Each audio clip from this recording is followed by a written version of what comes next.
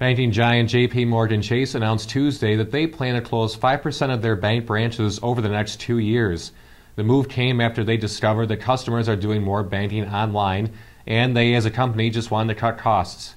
Approximately 300 banks will be closed, and according to J.P. Morgan, bank tellers only handled 42% of all bank deposits last year, down dramatically from the 90% who handled them in 2007.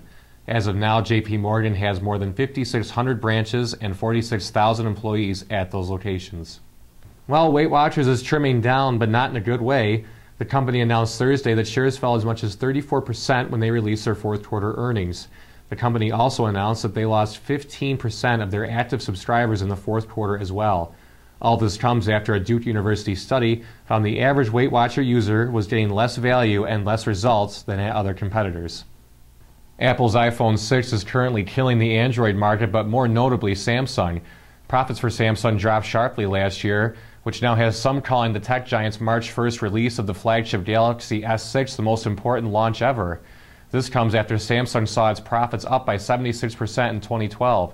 Yet the slump has some experts wondering if they'll share the same fate as companies such as BlackBerry. For now, an interesting story from South Korea as their highest court struck down a decades-old ban on adultery. And now that's triggered a surge in sales and, in turn, shares of makers of morning-after pills and other contraceptives. The law was put into effect in 1953 to protect women in a male-dominated society where divorce was rare, so they made marital infidelity punishable with jail.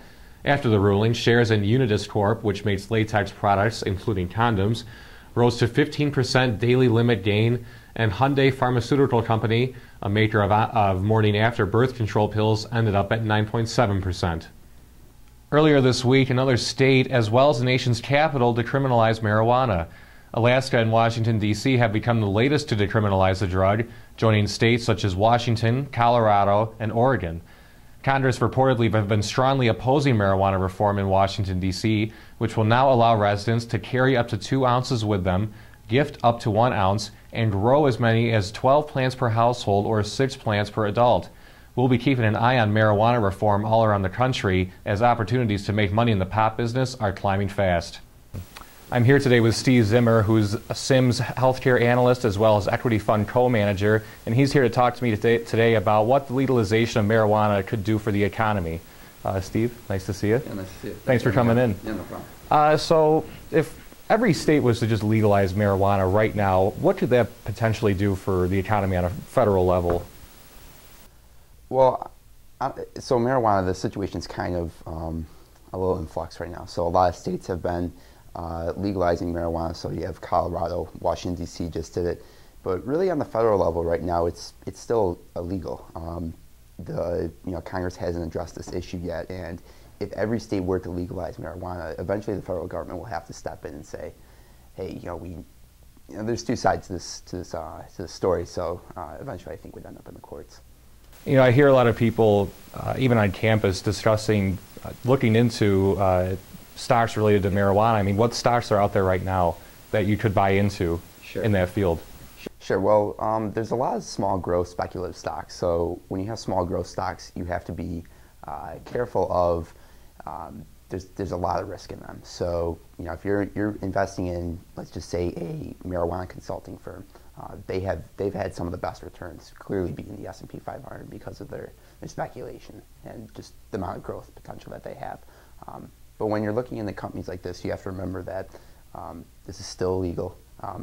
So the growth prospects are kind of, I guess, clouded right now. So depending on how whenever the federal government kind of steps in to talk about that. So you think people are just looking into them right now, or are people actually investing a lot into them at the moment? Yeah, I think at the moment, I think there's a lot of people just staying on the side, just again due to the speculation. Those who are seeing a whole lot of benefits. A recent article I read back in November, marijuana stocks had returns of over 600%, which is really hard to even understand. So it's not really a driver of earnings growth as opposed to just speculation. So you have to be really careful on the stocks you pick.